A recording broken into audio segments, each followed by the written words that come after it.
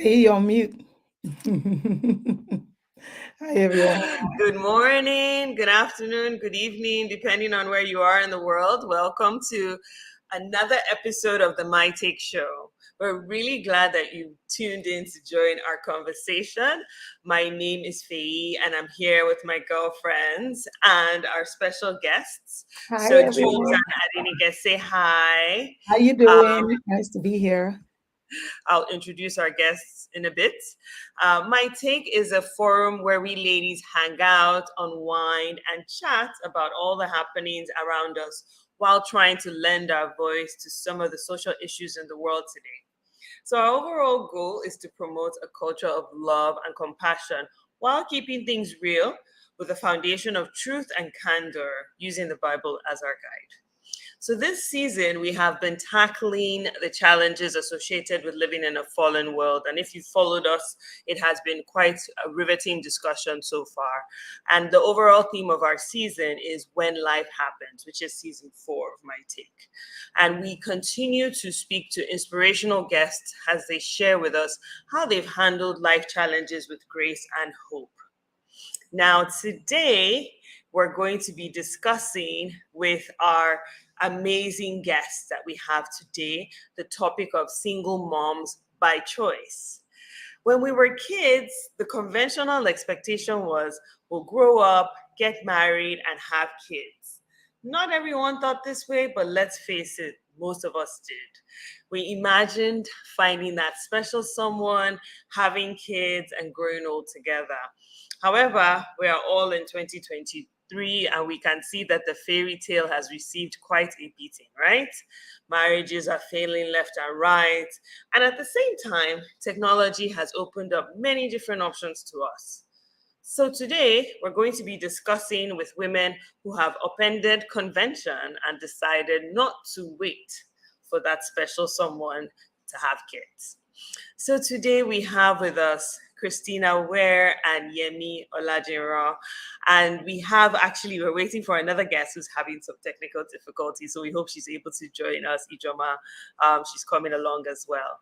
So I want to say, first of all, Christina, could you please introduce yourself?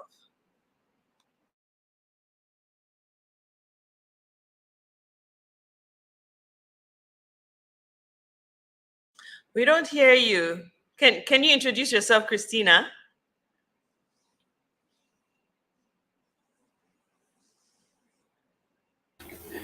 Hi, I'm just wondering whether there's a challenge with the network. Thank you so much for having me on the show. You've already introduced me. So my name is Christina Were, and I'm an adoptive parent and change leadership consultant and corporate mental health.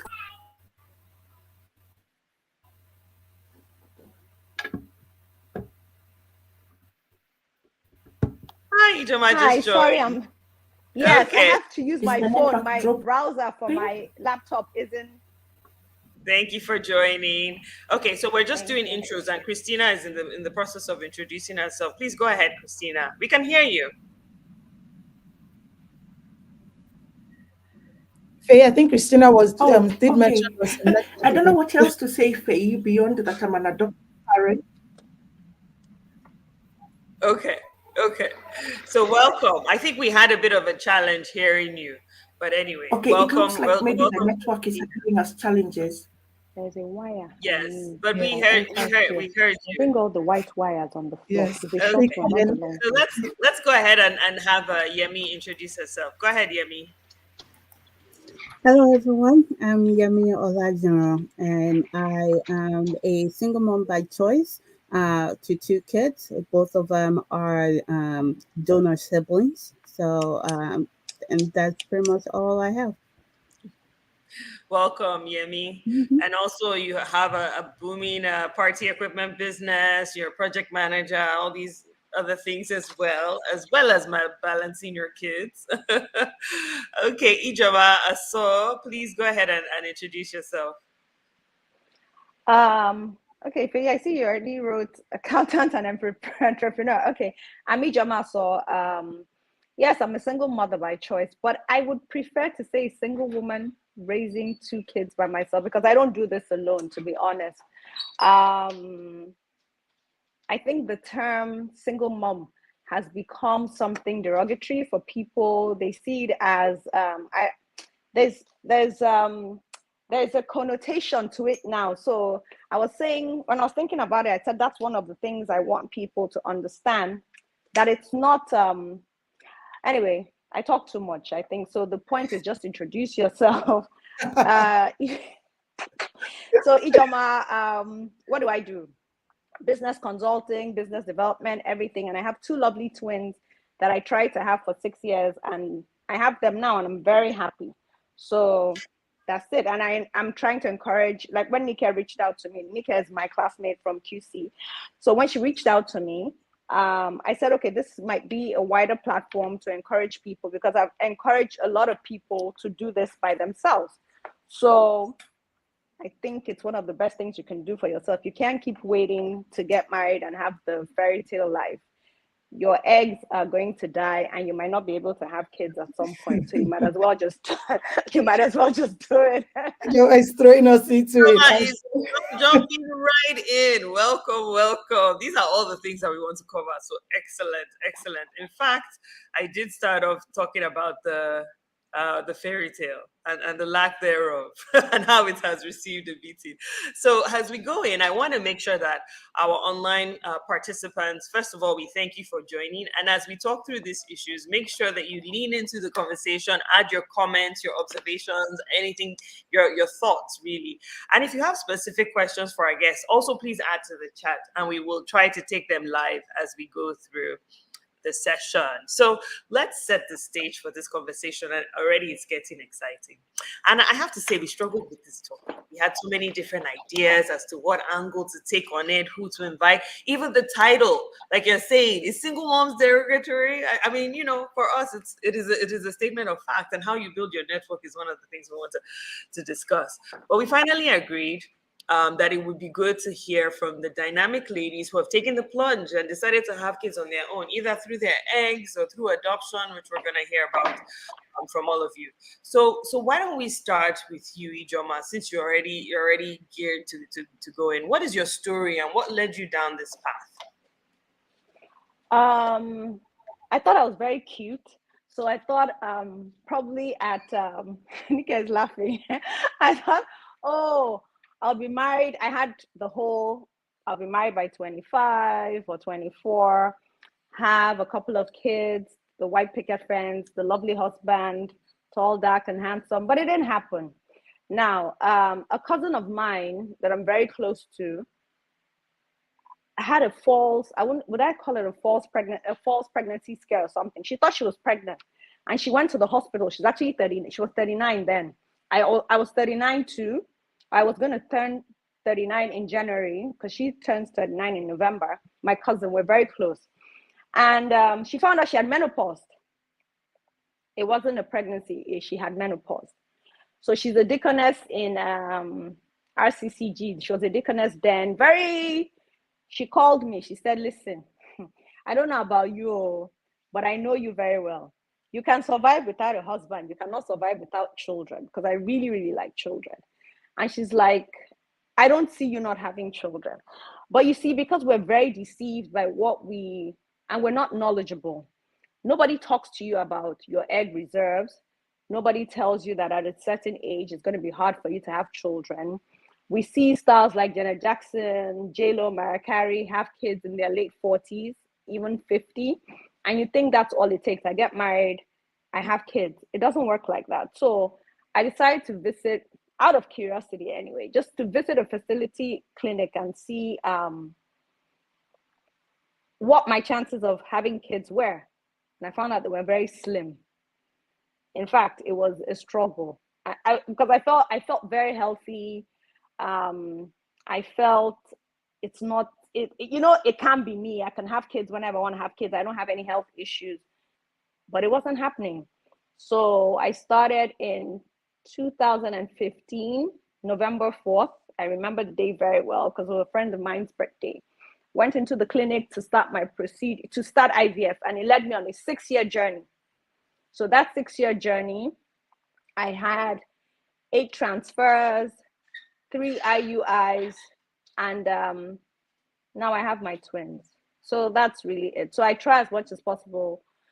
My friends that are also waiting for the perfect fairy tale, I'm like, I think you can get married anytime you want to get married. At 60, 70, you actually can get married and still find love, but you can't have kids at 60. It's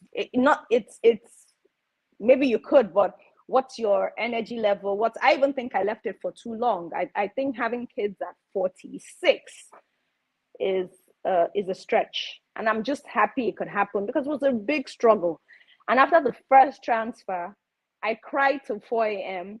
I couldn't believe that this was me, because I used to waltz into the hospital, greeting everybody from the gate man to the CMD of, I mean, it was like, I don't know. It's just a very harrowing experience. IVF is not for the faint-hearted. I can tell you that. And if you can avoid it, avoid it. So what a lot of my older friends who have younger kids have started doing, am I veering off course? Am I making any sense? No, go ahead. Just wrap up with that last part, because I want to know what they're doing. What are they doing? Okay. A lot of my friends with kids in their 20s are starting to make them freeze their eggs because of what they saw me go through. So that's it. Okay. Thank you so much. We're going to come back to a bunch of things you said.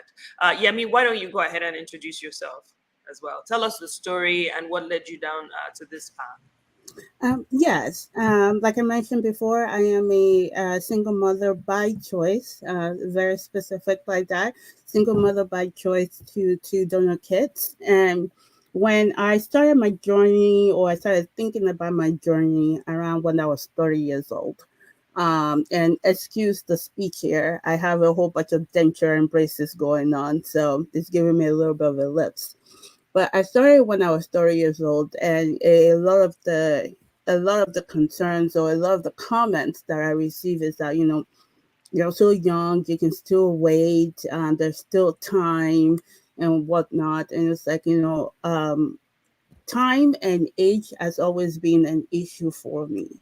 Anybody could, just going through my past, people have issues with, you have sexism, you have racism, whatever. The number one thing that I could always say throughout my life is always be ageism.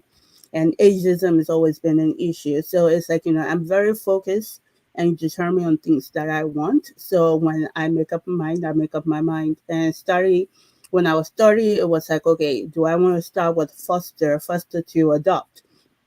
When I started to fill out the application for foster kids, and at the time, though, however, I was living in a studio. I was like, no, I'm gonna need to get a house, because foster the reviewer and the social worker would not approve me, because where the kid's gonna stay at in a studio.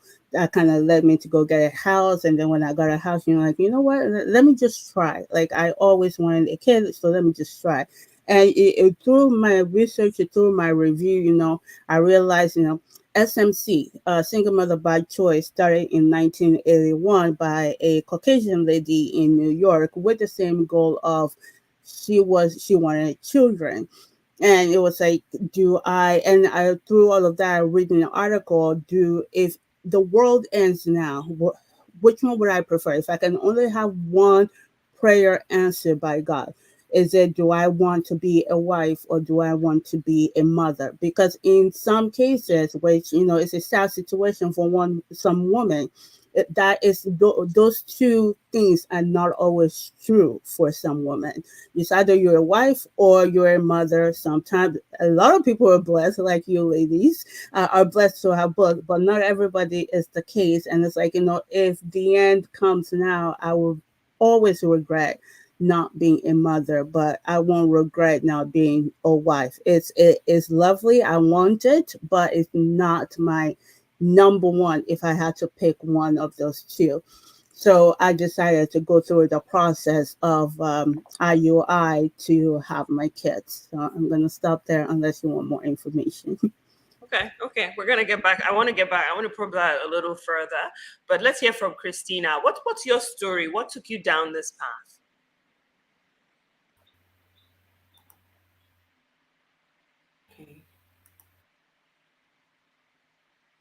I think you're on mute, Christine.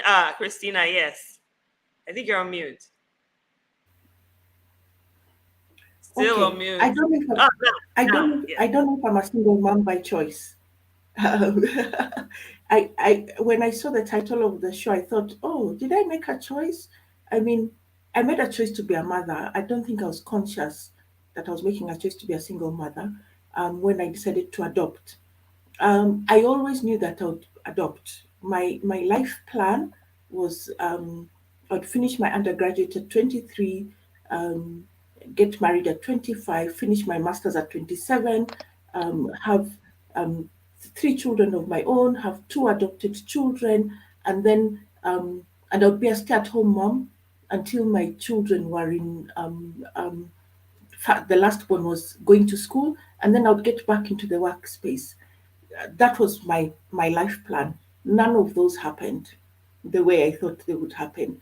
I saw adoption in my own family, and so it was not a strange thing for me. 10 years ago, I knew that I wanted to adopt, but I spoke to a very dear friend of mine, a workmate who's also an older lady, and also an older lady even in the Christian faith. And when I told her I want to adopt, she told me, "You're not serious. You're successful, you're well educated, you've got a big job, you're earning lots of money. Now you want to scare away the men." And that fed into my ideal Cinderella world. And so I put adoption aside. But earlier last year, but 2021, I started feeling I need to pick this up. And I struggled with, will people say, oh, she's getting old and lonely, that's why she wants to adopt. I don't have a steady income because now I'm an entrepreneur. What does it look like? But so I had to let go also. I worried about where's this child and children who, if I had started the adoption journey 10 years ago, I'd probably have three adopted children by now. And so I dealt with a lot of grief and wondering if I had done what I should have done then and not listened to what my fears and what connected with what my friends said, those children, they're children whose life I would have impacted. And so I had to process that sense of grief, of I had to talk to God about it. I had to forgive myself. And then I began the adoption journey. And so it's just about 1 year, 1 year and 1 year, 1 month since my daughter came home. Yeah. Wow, wow. I mean, I'm blown away by the different responses. Actually, one of the things that we had argued, debated was, is this single moms by choice, question mark? So I think it's interesting, the different responses. And I'm actually excited to know that there's such a thing as SMC. See, I'm learning already. There's something that says this. I think so. One thing that struck me as I was planning this session was, I'll never forget the day. Ijoma said nobody tells us about this biological clock, but I'll never forget the day my doctor girlfriend, who was going through her gynecology and obstetrics residency, she called me in a panic saying, the biological clock is real, like I'm seeing it live. So pregnancy after age 35 is considered, I guess the archaic term is geriatric and the modern term is advanced maternal age, because of the added complications, right, from childbirth, for the child, such as, potentially premature miscarriage, stillbirth, and for the mother, high blood pressure, diabetes, all the things that can happen. So the biological clock is real, and Ijoma was saying that as well. So I wanted to hear from Ijoma and Christina, from your perspectives. What part did getting older play in your decision, to finally just take the plunge? I think Ijoma, you spoke to it already, but also wanted to hear from Christina. You kind of said it about, you didn't want people to think, but what part did that biological clock really play in your decision to become a single mom? So Ijoma, why don't we Maybe, start Faye, if I can also add to it, if you don't mind, is also when did maybe sometimes it could be the clock, or sometimes it could be a yearning in your heart. Maybe what was it? Was there a particular point where you may have, because you're both very accomplished professional women. So also, apart from the clock, was there certain times when you had this sort of light bulb moment about it or feelings about it? I'd love to hear as well, whether it was age or a season or a stage in your life where you first started really thinking about this. Yeah, let's start with Should I? Ijoma. Yeah. Okay. Um, I like kids. I love kids a lot. I think the person who gave me the biggest push was my father. My father kept telling me, your brother's kids, your nephews are not your children. One day, they're going to remind you that you're not their mother, and you'll be very sad. And he'll look at me and say, this is my father actually encouraged me behind my mother's back. He didn't want to get in trouble with my mom because my mom is like president Christian Women Organization, our only daughter. Oh no, we have to do the big wedding and everything. My father is like, don't listen to your mother, don't listen to your mother. You know, he's like, don't listen to your mother. You need to have a child. You need to have somebody to call your own. Who's gonna He used to have this evil proverb he would say, but the translation is like, who's going to give you a cup of water when you're too old to get a cup of water when you're old? He's like, Ijoma, you have so much love to give. Go and have a child. So I also wanted the fairy tale. I think I wanted a fairy tale, but I wanted a child. But when my cousin told me she menopaused at 39, I was like, wait a minute. I'm going to be 39 2 months after her. Like, I'm going to be 39. This is ridiculous. That's when that was the push. I've always wanted children. But let me even put it like this. Nike knows a bit more about me because she's my childhood friend, more like, I don't really care what people have to say about me. I don't care. I don't care whether you like me or not. I really don't. I don't mind ruffling feathers. And I would rather be, if there are 10 people, if we're 10 of us and there are 9 people on one side, I'd be like, wait, let me move to the other side and see what's even there. I don't follow the crowd. So it was like, it wasn't like I was bothered about what people were going to say. I just didn't understand that I had a biological clock. I just felt I can have a kid anytime I want to have a kid. So my cousin menopausing at 39, I think, is the push that finally got me to where I was. Because before then, my father had told me, he kept telling me, your nephews are not your children. He kept going on, your nephews are not your children. I'm not saying you shouldn't love them. I'm not saying you shouldn't do all these things you do for them. But what about having your own kids? And my father wasn't even thinking along the line of IVF. He just felt, adopt a kid. Just bring somebody into your life that you know is yours and is going to be loyal to you, and that's it. And because him and my mom have such a good relationship, my mother couldn't understand why I couldn't find a husband, according to her.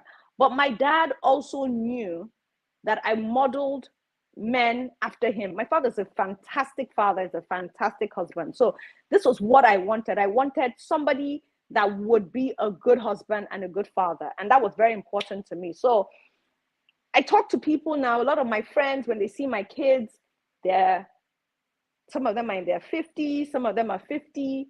They've actually, some have gone ahead to adopt, some have seen the joy the kids have brought into my life. And it's, I know 2 people that had put IVF on the back burner because IVF is excruciating, it's expensive, it's an emotional roller coaster. When I got pregnant, they went and started again, and 2 of them have had kids now. They've had kids after my twins. So it's basically, I think it was my cousin menopausing at 39 that really gave me the final, like, you don't have time. You don't have, I always felt I had time and I could have kids anytime I wanted. So I think that for me, it was my cousin menopausing at 39 that gave me the final push. Interesting. Interesting. How about you, Christina? What gave you that final push? You know, I really can't say what it was. I it had nothing to do with getting older. Um, it just it's just a yearning that began to eat at me, eat at me, eat at me. And the day so I spoke to a friend of mine and I said, "Oh, I'm thinking about adopting, but one, two, three, four, five." And because she had adopted 20 years ago, she told me, "You know what? Just do it. Just do it." But before spoke to her. The day I finally decided I'm adopting, I slept like I had never slept before. So I think it had been eating my mind when the yearning came. It had been eating my mind, but I was not aware. And so finally, the day I decided, you know what? I'm not fighting anymore. I've always wanted to adopt. It's not about how old I am. In any case, in our country, you can adopt from as young as 21 to as old as 65. And so there must be a legal reason why they allow people to adopt at 65. So who am I to start saying I'm too old? And so I just decided I'm just going to listen to the yearning of my heart. And in a sense, I walk by faith. Yeah. I think Amazing. it's important to actually highlight the differences, right? So Yeah. Ijoma is in Lagos, and I believe Christina, you're Nigeria. in Nairobi. Yeah, you're in Nigeria, and Christina is in Kenya. And the fact that you said you have family, you know people that have been adopting, I have to say I haven't seen the same in our Yeah. Nigerian culture. And even as we were preparing for this program, we couldn't find. I'm sure there are, but they are a rarity of women who have decided to adopt. So I think it's interesting to hear that perspective. And then even from Ijoma, the fact that your father was Yeah. encouraging you is Yeah. also a rarity, right? Yeah. Yeah. So your father encouraged you and you're encouraging your friends. I think the importance of your social network is so important. And we're still going to tackle that whole friends and family dynamic, but I see it playing very strongly here. Yemi, for you, I have to say we debated you for so long. I really want to hear from you. I mean, you said, you know, ages, but really, I mean, what pushed you to take this decision so early? I know you said, and something you said struck me is that you said if the world ends today, the one thing I would have regretted is being a mother. But I still want to dig deep into that. What is that thing that said, you know what? I'm not gonna wait. I'm not even gonna And I just wanted just to add that Yemi was deliberate. She actually yeah. had it in mind and she walked like the steps, like I have to get a space, I have to do this. Yes. And I'm looking Wow. like, what? What? But and what I found interesting, which I didn't know, but I'll let Yemi speak, was actually the fact that you started the process wanting to foster. So I Mhm. didn't know that when we spoke actually. But to Faye's point, because maybe you can just walk us back. When did you even start thinking of fostering? Because if you made a decision at 30, it sounds to me like somewhere in your 20s. And I doubt there are a lot of 20-year-olds thinking of fostering. Yeah, please. Yes. I mentioned before. Yeah, I started the thought when I was 30. So I was like, okay, either foster to adoption or straight up adoption. So those were the two things. And for about 6 months, working out the paperwork, and on the side simultaneously working with a realtor to try to get a house and get all those things settled. That's when I kind of, and then I started to talk to my other friends. The thing that is unique about, my age group, my millennial age group, and especially in my world of, well, traveler or transient people.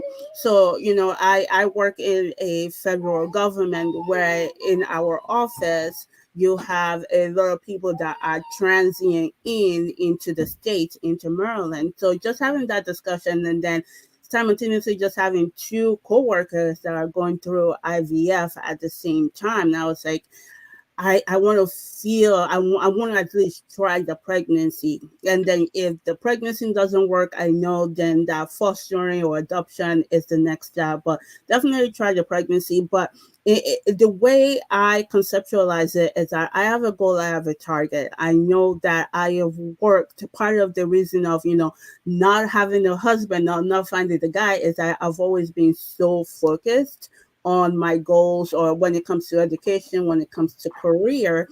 And I wouldn't say focus that I ignore everything else, but it's like, focus and determine that, this is part of the reason why my family migrated to United States.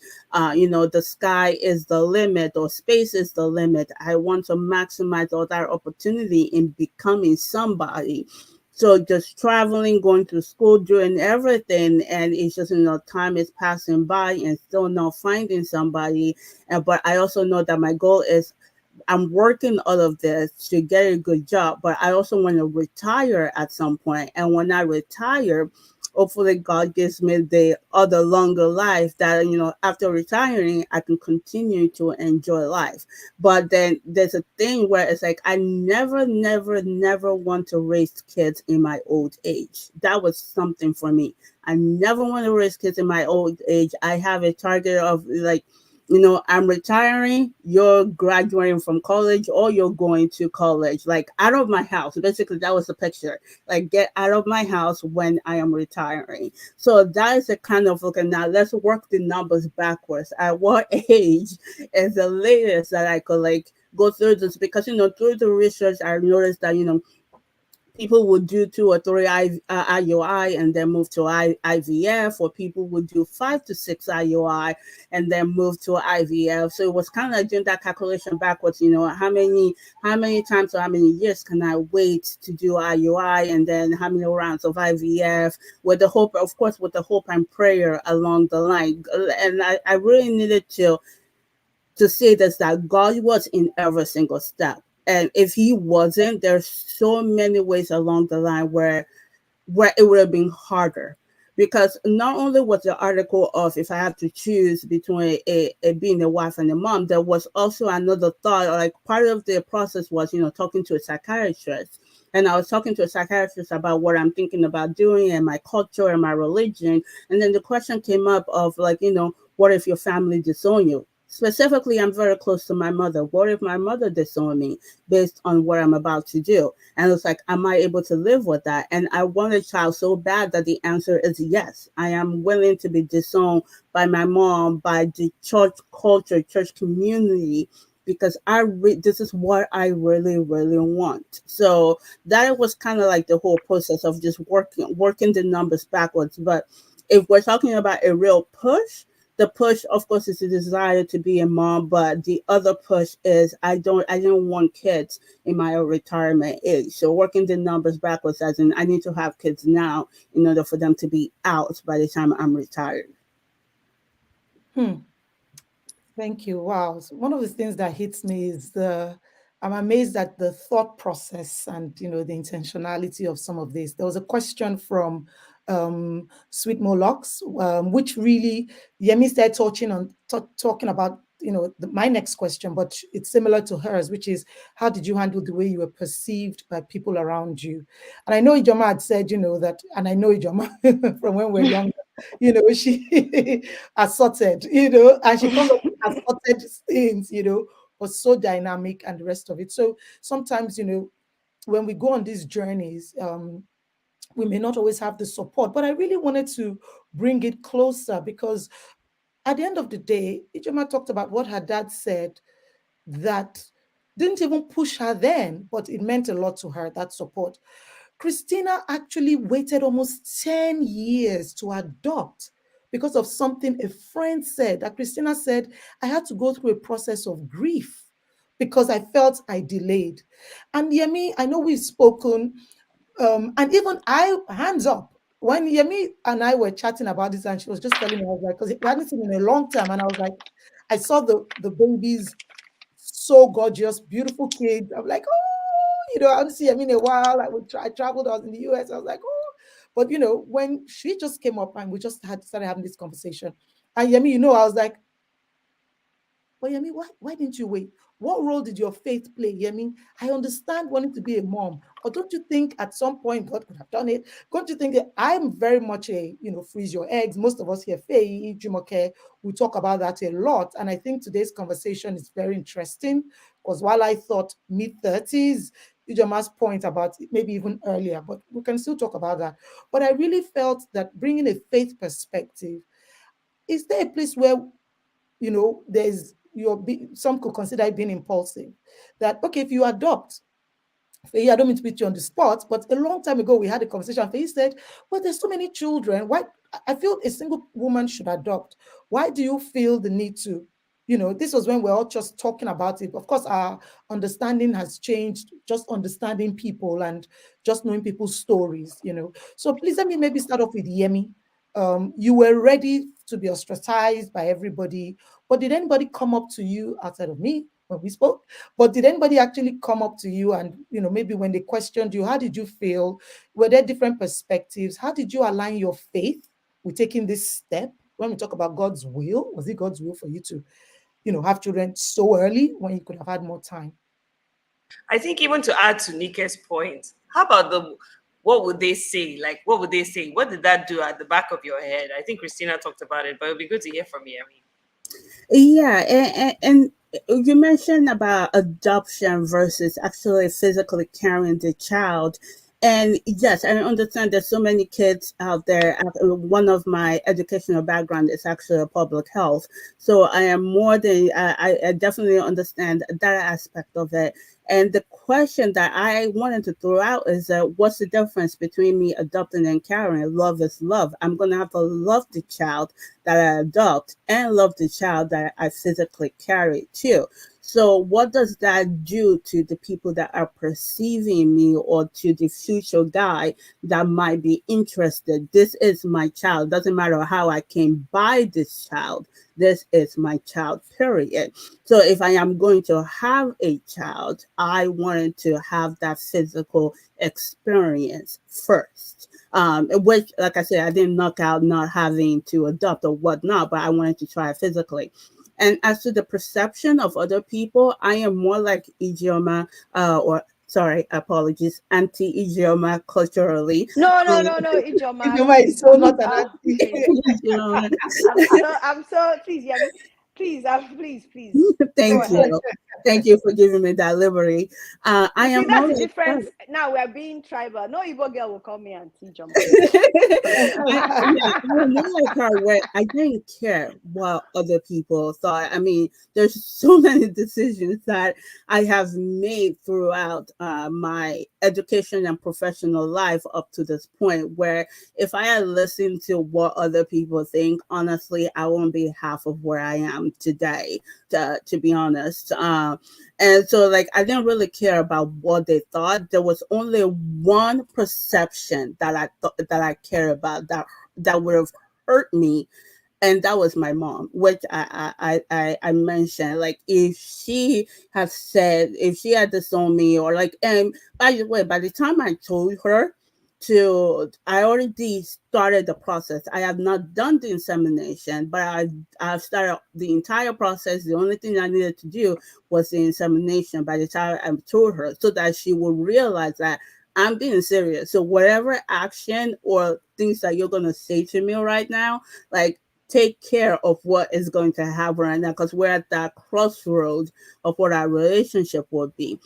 And there were people that say yes, I'm too young. There were people that say yes, adopt. A lot of people would say, oh, she got knocked up. Nobody wanted to, like, to wait and hear my story. A lot of people, especially the Christian family people, are like, oh, she got knocked up, so this is her excuse of how she conceived her kids. That one was the big one that I hear a lot, which, there's nothing, I'm not gonna say anything about the women that found themselves in that kind of situation, but it kind of hurt a little bit of that being, or of that what's being said, because I pride myself in not having to want to go that route.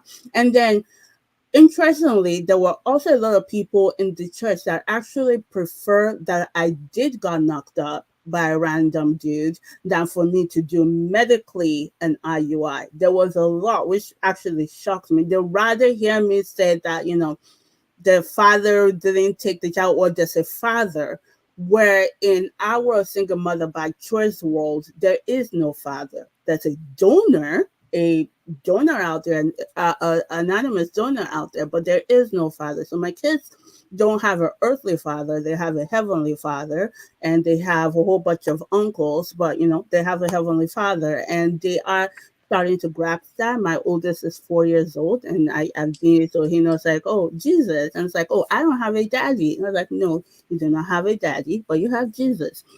So they rather hear that I got knocked up than I medically do this. So there's a whole bunch of a lot of this perception. When I had when I was before I got pregnant, or when I got pregnant, that hurt a little bit, but the hurt became a protection for my kids. So when I hear that, the mama bear in me comes in, like, I don't care what you think of me, but don't be acting like that, or don't be saying stuff like that around my kids. Like, no, that is not how we grew up. That's not how they're being brought up. They have a whole bunch of books that tells them, that talks about, SMC, the peas and and everything, the birds and the peas. Like, there's a whole bunch of books that is about it. I have pictorial books about all the medical journey, that, picture of the vial that has the sperm in it, the picture of all of the process. Like, there's a whole pictorial process story about this whole thing, that I'm very open to my kids as much as they can conceptualize it at this age. But it becomes more of a protection for my kids when it comes to perception than the perception of me and what I did. So Could I say something, please, babe? yes. Could I jump in here? First of all, Yemi, I am really in awe of you, not because you called me auntie, but because I cannot believe that somebody, I mean, at 30, oh no, I still thought I was very cute at 30. Oh, please, I'm going to meet Prince Charming. So that's not even, at 30, what you did was so intentional, and not caring about, because to tell you the truth, the people around me, even now, I'm 47. I am actually 47. So I'm 3 years away from being 50. There's so many people in church, in my family, everywhere. People, if you're on my phone, it's my kids.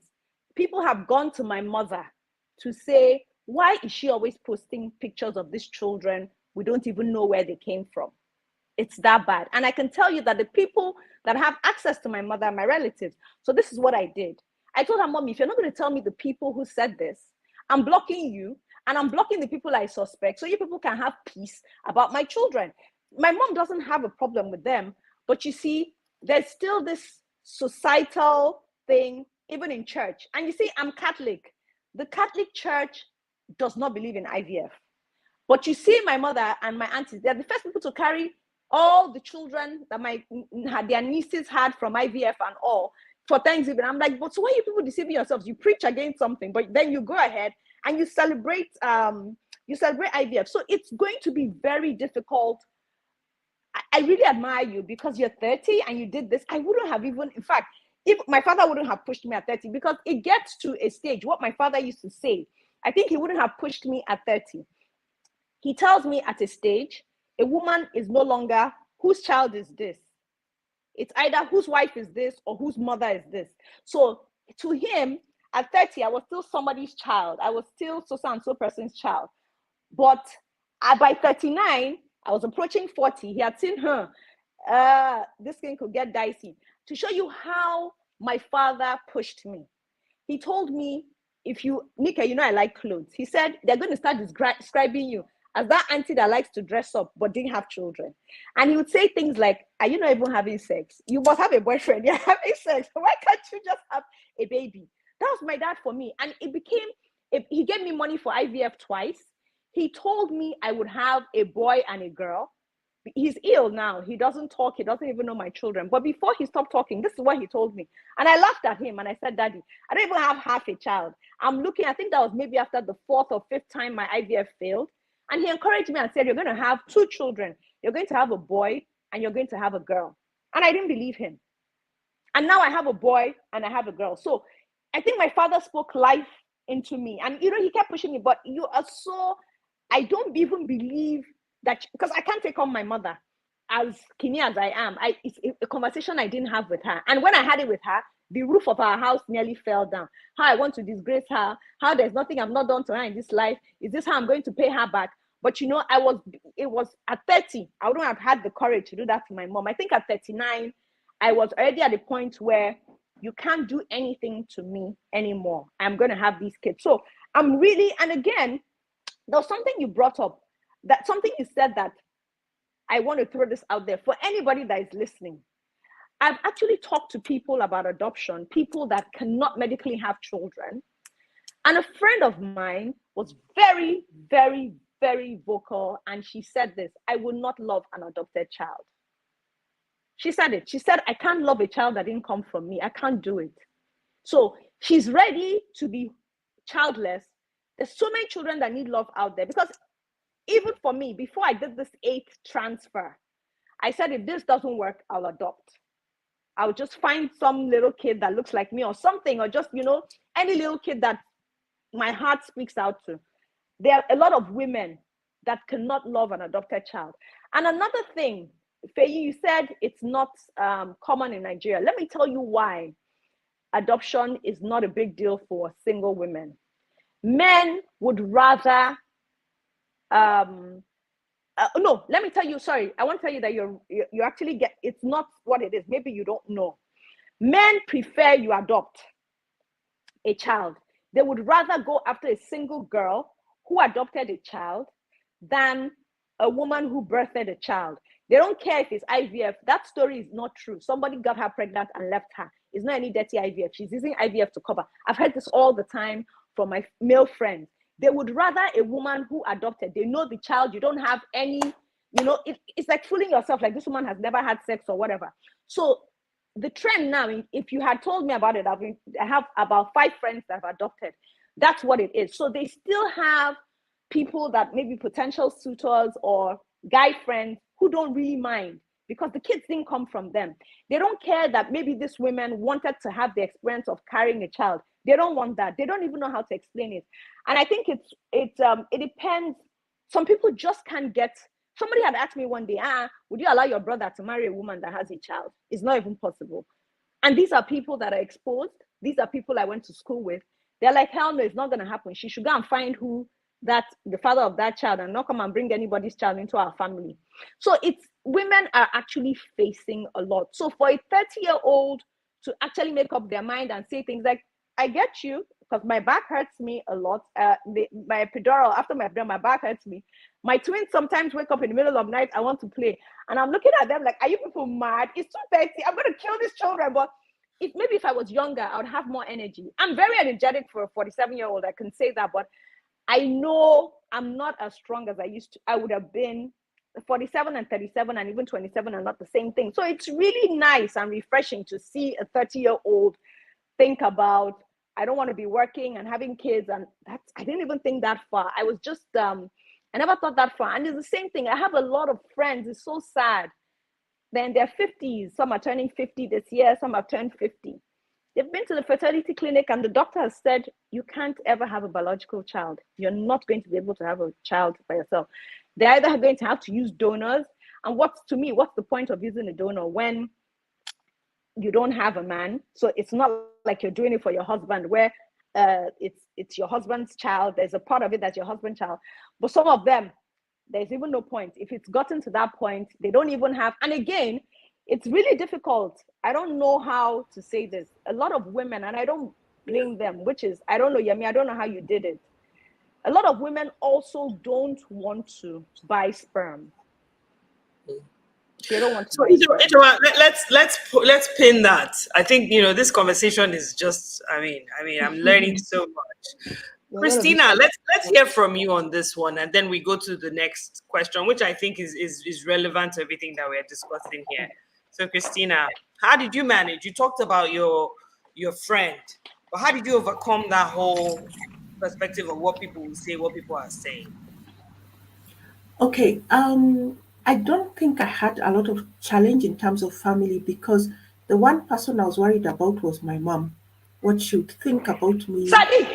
adopting. Sadi! And Sorry, Jamat, you might need to go on mute. Oh, sorry. No problem. and my mom stayed with me for a while after she got a stroke.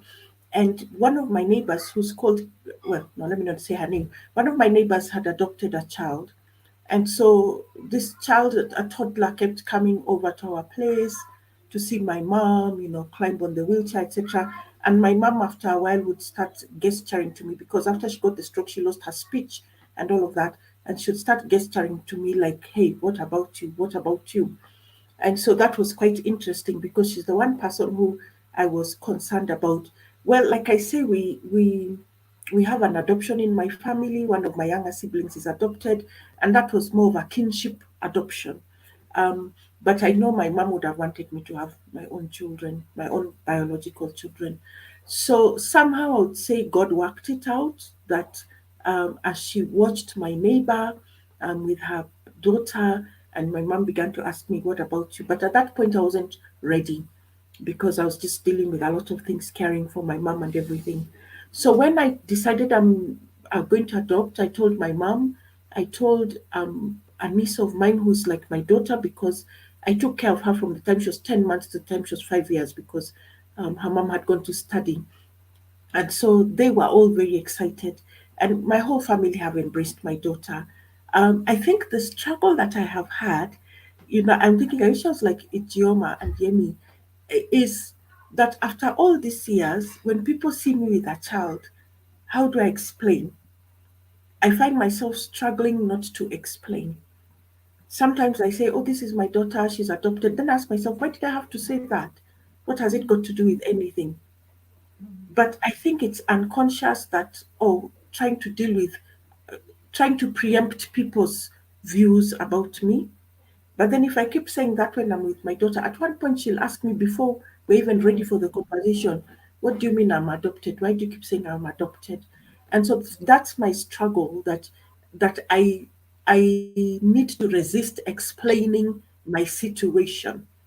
um, um, I think that's my biggest struggle. My friends got very excited and they've walked with me the journey. Um, um, so I think, including the friend who had made that comment, we actually cried together because she just said, "You know what? It was just human," and I agree. Sometimes people make these comments from not it's not always because they're being nasty. Sometimes it's just coming from wishing for you the very best. And I Mm, think that's where she was coming from when she told me, "Hey, but you'll scare away any man." She wasn't coming from a place of being malicious. And so, and she actually was one of my referees for the adoption process. So in terms of extended family, I've not really talked about it with extended family. I think there I might have some drama, and so I've chosen to cocoon my daughter from a lot of extended family interactions. mm, Yeah. Wow, that is, thank you so much. I know we're running out of time and I still have a few questions, but very quickly, I think a lot of people, the reaction you get, or you got, I want to say, from the past from different people is because really people don't talk about this. yeah. If you look back 10 years ago, how many years ago, 6 years ago, people don't talk about it in our community. Even people that struggled and had to go through fertility treatments don't talk about it. They come to church and give God the glory. Somebody's struggling, they don't know what they went through. So we culture is that of secrecy in everything. So, but Ijoma, your dad was ahead. It wasn't. I can't even imagine my dad or my mom having that conversation back then because I don't even think they would have thought to that extent. But kudos to you. Very quickly, I just want to ask you, ladies, what are the blessings? How do you build your own network to support you? Because you don't have somebody else in the home with you, um, that is your partner per se. So how do you build your own network, and what is the blessing in your story, in your journey? So 1 minute, as we are closely approaching the hour. I think for me it is family. My nieces have been very close. They've embraced my daughter, they hang out with her. Another is having a good house help. And in a different forum where Adenike um, does this monthly thing, one time she said, "There's somebody here, God is going to give you such a great nanny. You will not need to change for 4 years. We're still in year one, but I have this great nanny." And I keep thinking that must be what Adenike spoke to in that particular meeting. So that's the support system that I have. Yeah. Wow, that's awesome. For me, it's my family or my mom is 1 hour away, and she has a full time job and everything. But knowing that if worse comes to worse, I can always call her, like, you're gonna need to call off work today or something. I remember a couple of weeks ago, I needed to go get flu shots for my kids. My daughter, the youngest, she's fine. My oldest, 4 years old, literally not lying. The security officer came to the office and was like, is everything okay? Because he was screaming so loudly, just trying to get one shot in. So I knew that was going to happen. So I already brought my mom with me to just come help me deal with these two kids. But just simple things like that, and of course just having the support groups out there. We have the Single Mother by Choice DMV, which is the DC, Maryland, Virginia Facebook group. The Single Mother Mocha group, which is the African American or brown or black skin Facebook group. So we're always bouncing, even if you're in the trial stage or thinking stage. So there's those different groups out there that assist, and it gets tight financially. It gets tight with things. So you have buy nothing group where you can get clothes, pass downs for free from other people, and you have it for your kids. Just to make things do, to make it work, and it works. But the blessing is that having my own family, having that fulfillment. Even after they've been driving me crazy all night, but still getting that random out of the blue, I love you, mama. So where did that came from? Just like little things like that little sweet moment. Like yesterday I was walking around and my 4-year-old was like, mama, sit down, you need to relax. And just simple things like that, it fills me with joy, it fills me with happiness. Okay, for me, having a nanny is one of I've had. I don't even want to count how many nannies I've had. You don't even want to know, because I came back and I installed cameras all over my house. You wouldn't believe the things I see. I'm in the house, I'm in the other room, and I'm watching. I'm like, are you people kidding me? So that was I've had a lot of nannies, but we're at a point where I used to have two. I don't need two anymore. One always influences the other because I'm actually the major nanny. So I have a good nanny now. I don't want to jinx it, because every time I say I have a good nanny, they do something. But I have a good nanny now, and I have my family and my friends have stepped up in such a way I didn't think was possible. It's like even the people that weren't saying anything, we're just it's financially giving time if I have to do something. Just they've been awesome. My family and friends have really, really been awesome. They've allowed me to connect, and all sorts of things. It's been lovely. It's been wonderful. But the blessings, the way my children look at me, like, without you we would die. Like when I come into a room, two of them, I'm now lifting one here, one. I mean, twins. They love me. They smile at me. They hug me. They fight or who is going to sleep next to me when they're in my bed. I feel like a rock star. I feel like your life is in my hands, and I can. You people just regard me. I mean, the love is unconditional. I've never seen this kind of thing before. I'm like, I knew I had something going with my nephews and nieces, but I've not seen this kind of love before. I've not. Sounds like your dad was right. Yeah. Well, I really want to thank you, ladies. It's been Generator amazing. run. Tell them phone put on generator run. Thank Amazing. you. I've learned so much, and I really want to thank you for sharing of yourselves. And I hope our listeners have learned as well. I mean, I'm speechless. So thank you. I just want to thank you. I want to say, give your little ones a big hug from us. And for that, I think we have next week. No, next week is every 2 weeks. We have September 30th. We have our next show. So we want to have, we always want to hear from you. Our next episode is going to be on September 30th, talking about identity crisis. If you haven't, please subscribe to our YouTube channel and also click on the notification bell so you get a notification whenever we go live, and follow us on all our social media platforms. Thank you, ladies, once again. Till next time, it's goodbye from those of us on My Take. Take care. Thank you. Bye-bye. Thank you, everyone. Thank you.